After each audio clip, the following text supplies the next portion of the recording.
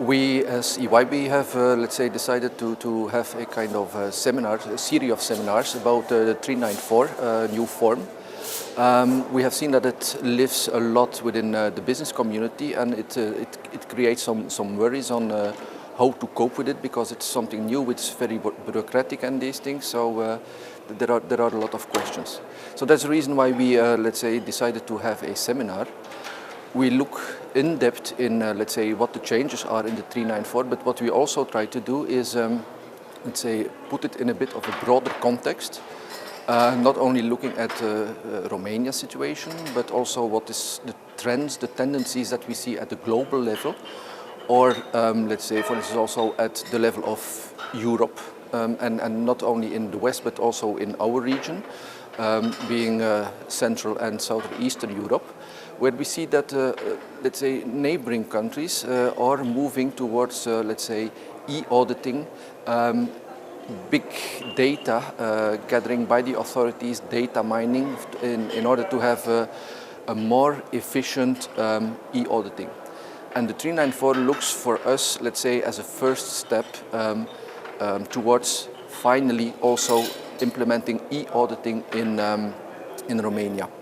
So that's important that the people, the businesses see that it is a trend which also will come here and that they will have to be prepared for. Secondly, what we also try to do with it within our seminar is, let's say, give the businesses some practical information and advice on how to cope with that new form 394. How should I say, a one-fits-all approach most probably is not going to work. We will have to see at the type of business you are, the type of accounting system you have, to see what the best approach will be. So to make in the end, let's say, the things at least feasible to handle in an as effective way as possible. And thirdly, what we also try to do in the seminar is really get into contact, in an active dialogue with the businesses, because we as consultants, with reading,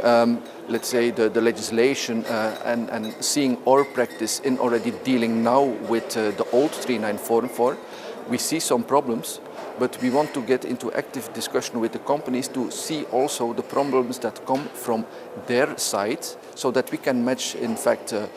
our knowledge with their knowledge about the problems to